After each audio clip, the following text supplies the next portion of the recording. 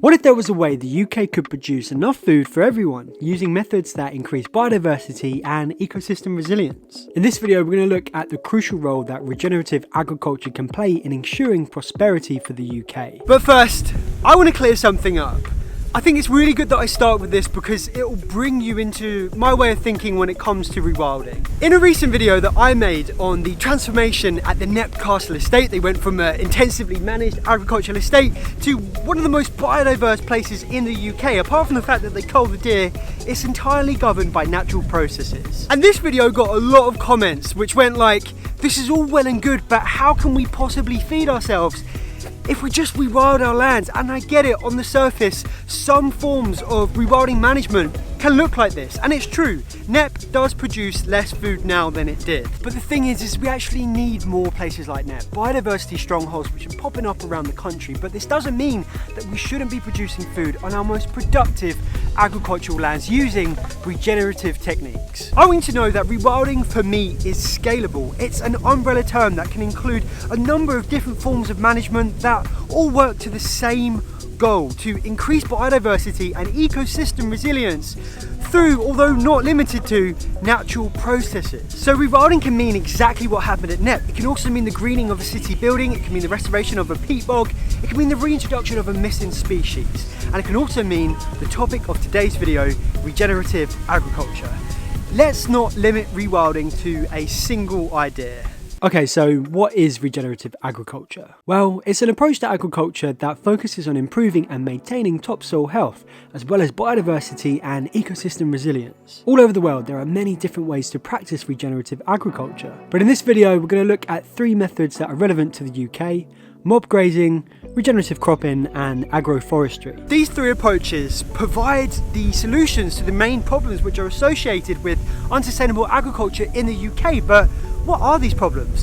Why do we need to make a change? During the Second World War, the UK had to become largely self-sufficient. We went from a country that imported 75% of its food to producing 75% in just 6 years. This meant drastic measures were taken to convert our landscapes to agriculture, with many of our natural areas being drained, ripped down, ploughed and sown with monoculture crops. That's what we want to see. You know, it's good to know that this ploughing up of old grassland is going on day and night all over the country. Initially, this was heralded a success, and the UK had found its way after the war. But we continued to farm, to produce. The population rose, technology advanced, bigger and better machinery, more effective chemicals to ensure bigger and better yields year after year after year.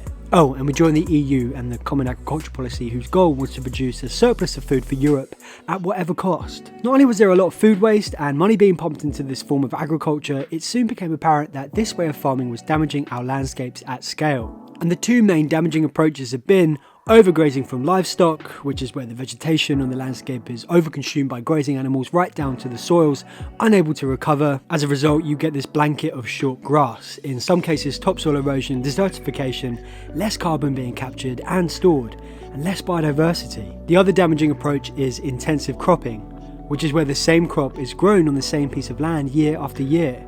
The land is ploughed, crops are sown, and then sprayed with harmful chemicals to help it grow. This results in a decomposition and degradation of the topsoil, pollution of the surrounding environment, and a severe lack of biodiversity. A staggering 70% of all UK land is under some form of agriculture, and although it's growing, not enough of this land is regenerative. Let's look at regenerative grazing, otherwise known as mob grazing. Instead of having one large field where animals are allowed to roam and graze throughout the year, with mob grazing, this field is segregated into several smaller compartments. All of the livestock are then grouped into one area, and then after a short period, they're moved on into the next confined area, and so on, systematically through each compartment. Since many compartments are shut off from grazing pressures, the grass is able to put on growth, and in doing so, it locks in carbon. It increases soil structure and health, provides habitat for biodiversity, and when the animals eventually get there, they have some delicious, nutritious grass to eat, which they graze, they defecate upon, and they trample it all down, and then they're moved on, providing optimal conditions for that area to grow once again. This is also known as livestock mimicking nature, because you see in nature, in a natural system, herbivores, they stay grouped together due to the risk of predators, and they make their way like this through the landscape. Intensive grazing, but for short periods, and then a long recovery phase. This is a really exciting approach which needs to be adopted widespread across the UK, because it not only brings all of the environmental and ecological benefits, it also makes the animals healthier and fatter too. However, it's not without its challenges. Water supply is one, each compartment needs it, and then each compartment needs to be constructed and maintained.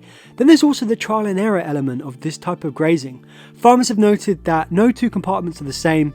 Different geologies, plant assemblages, and even the weather can play a role in how long you keep animals grazing within one area for. And also, having the livestock contained like this within the compartments, this would make it much easier for a predator like the lynx to be reintroduced, because the livestock would be confined to these spaces and not so accessible to a lynx.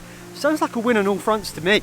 Let's now discuss regenerative cropping. When it comes to growing crops regeneratively, there are a number of different approaches, but the fundamentals include no tilling or ploughing of the soil and no harmful chemicals. The emphasis instead is upon using a diverse mix of crops within a rotation to increase the health of the soil naturally. A technique called cover cropping, which is where crops such as clover are used to fix nitrogen back in the soil before planting a cereal crop. There's also a technique called undercropping, which is where you plant two species at the same time to ensure that after a harvest there is still a green layer in place, so the clover would grow beneath the oats, and this undercrop of clover would remain, fixing nitrogen in the soils, sequestering carbon and cutting costs. By not tilling the land and inputting chemicals, this means that there's less time spent on the tractor, less money spent on chemicals and fueling the work, saving the landowner a lot of money. Mob grazing systems can also be incorporated onto a cover crop to accelerate the production of organic matter in the soils. In some cases, farmers have reported greater yields using regenerative techniques, but often,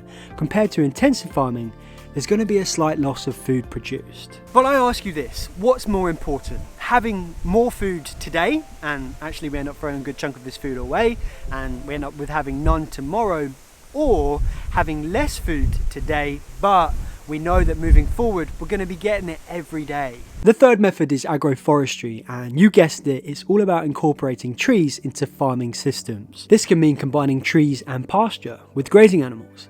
Interestingly, trees that have high levels of condensed tannins, they actually help reduce the levels of methane produced by the cows. A selection of fruit trees can be planted in rows between crops. This will not only regenerate the soil, but also provide fruits for the farmer to sell. On the uplands where there's little cover, trees can offer protection for livestock. As the climate becomes more and more unpredictable, having these areas is important for the welfare of the animals. Trees also offer farmers fuel, a resource to build with, and access to straw to feed the animals during the winter. And you also get all of the great things which trees offer: carbon storage, flood defense, water retention, shelter, and of course, space for biodiversity. Currently, only 3% of all UK farms are practicing some form of agroforestry, so again, there's a great opportunity here. These are the three main forms of regenerative agriculture which will help ensure a future for not only our food production, but also the overall health of our ecosystems. But how we produce the food is just one piece of the pie. For this to work on a national scale, the government must provide funding to landowners to make the transition to these methods. We must, as a country, address the issue of food wastage.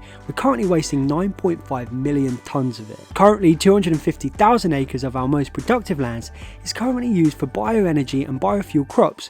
More of this should go to food production. And factory farming sees huge amounts of grain used to feed animals, who spend their lives cooped up in energy-zapping buildings. These are just some of the other issues which need to be addressed if we're to feed Britain. I really enjoyed making this video and learning about the possibilities of regenerative agriculture, but I also realised that it's an incredibly vast topic, so let me know down in the comments if I've missed anything, and whether if you like it or if you don't like it. On the screen now is the video at NEP, so click on that to see what a truly rewilded British landscape looks like.